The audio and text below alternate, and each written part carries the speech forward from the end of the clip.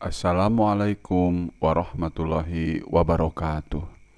Alhamdulillah, assalatu wassalamu ala rasulillah Sayyidina Muhammad wa ala alihi wa ashabihi wa mawala.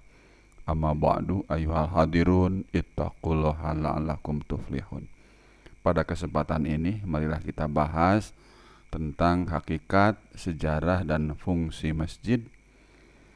Baik teman-teman, mahasiswa, para santri, dan saudara-saudaraku yang saya cintai, masjid berasal dari bahasa Arab sajada yang berarti tempat sujud atau tempat menyembah Allah. Demikian menurut Muhammad E. Ayub et al. Manajemen Masjid halaman 1.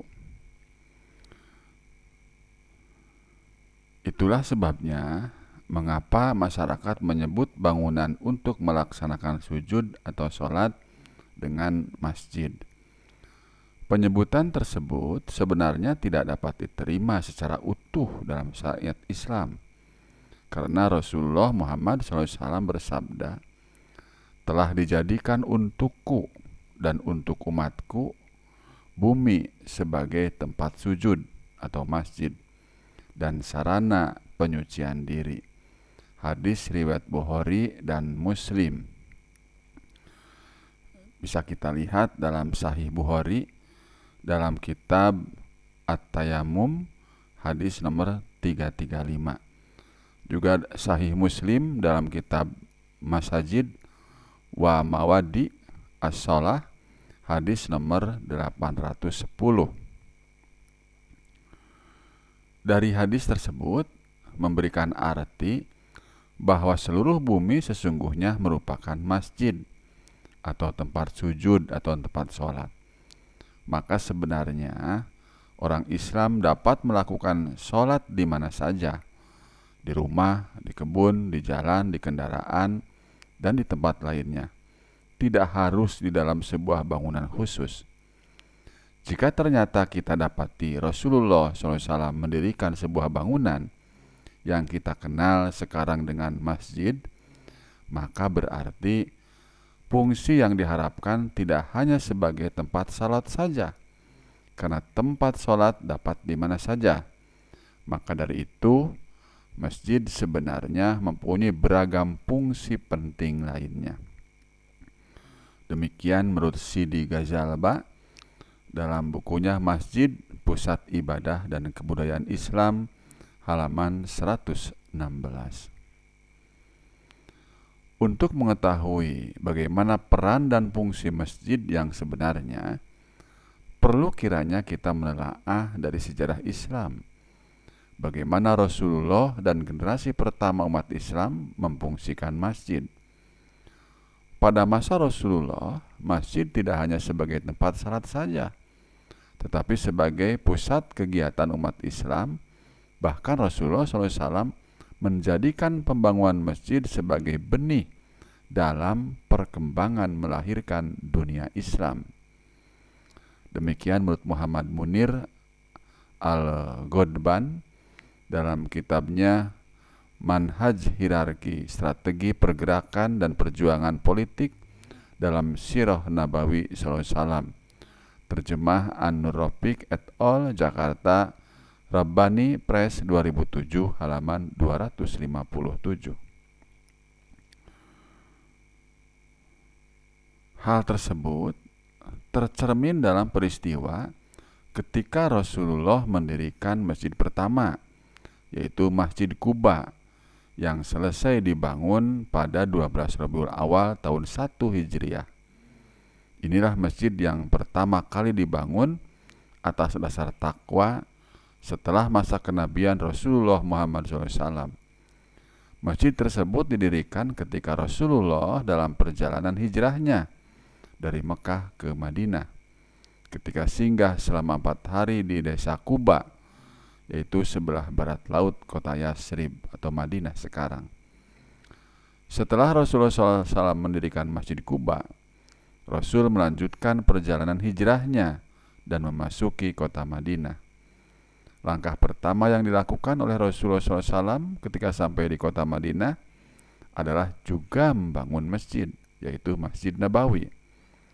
Masjid tersebut tidak sekedar sebagai tempat untuk melakukan sholat 5 waktu, tetapi lebih dari itu, ia adalah sebuah kampus, tempat kaum muslimin mempelajari ajaran-ajaran Islam dan menerima pengarahan-pengarahan, tempat bertemu dan bersatunya seluruh komponen beragam suku setelah sekian lama dijauhkan oleh konflik-konflik jahiliyah, pangkalan untuk mengatur semua urusan dan bertolaknya pemberangkatan, serta parlemen untuk mengadakan sidang-sidang permusyawaratan eksekutif.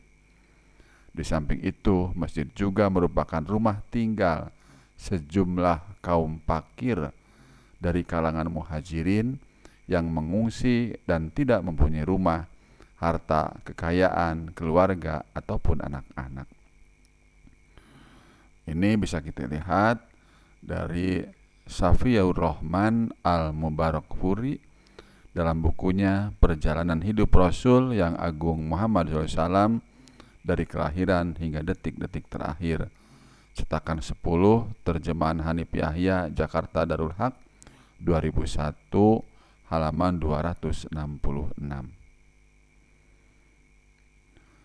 Thomas W. Arnold bahkan menerangkan fungsi masjid yang lebih banyak bersinggungan dengan fungsi kenegaraan. Ia menyampaikan bahwa masjid bukan hanya rumah ibadah, tetapi juga menjadi pusat kehidupan politik dan masyarakat. Rasul menerima utusan-utusan dari negara lain, mengatur urusan-urusan pemerintahan juga di masjid. Dari atas mimbar masjid, beliau berpidato tentang masalah-masalah agama dan urusan-urusan politik. Dari atas mimbar masjid pula, Khalifah Umar bin Khattab menyatakan kemunduran tentara muslimin di Irak dan mengarahkan rakyatnya supaya berangkat membantu ke sana. Dari mimbar masjid juga, Khalifah Utsman bin Affan berdiri mempertahankan pendiriannya di hadapan rakyat yang memprotesnya. Begitu juga setiap khalifah dari atas mimbar membaca khutbah Al-Arsy pertama saat menerima jabatannya sebagai pernyataan politik pemerintahannya. Dengan demikian, mimbar masjid merupakan podium dalam gedung negara, tempat kepala negara membacakan pernyataan politiknya, dan bagi bangsa-bangsa yang bernegara demokrasi dan konstitusional. Ini disebutkan oleh Zainal Abidin Ahmad dalam bukunya Membangun Negara Islam, Jakarta, Pustaka Iqra 2011, halaman 228.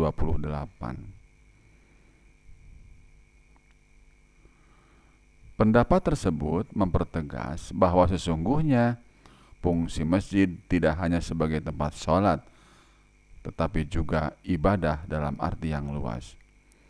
Fungsi atau tugas masjid yang telah dijelaskan di atas sebenarnya tidak hanya diemban oleh Masjid Nabawi atau masjid-masjid ketika masa Rasulullah SAW saja, namun fungsi-fungsi masjid di atas diperuntukkan untuk semua masjid milik umat Islam di segala masa dan segala tempat.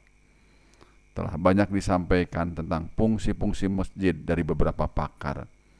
Dari fungsi-fungsi masjid yang disampaikan tersebut, terdapat benang merah yang sama, bahwa fungsi masjid tidak hanya sebagai tempat salat, namun tempat aktivitas kegiatan-kegiatan lain yang bernilai positif. Tepatlah jika Ghazalba menyebut masjid sebagai pusat ibadah dan kebudayaan umat Islam. Oleh karena itu, umat Islam seharusnya berusaha mengembalikan fungsi masjid sebagaimana mestinya. Demikian teman-teman tentang hakikat, sejarah, dan fungsi masjid. Semoga bermanfaat. Wassalamualaikum warahmatullahi wabarakatuh.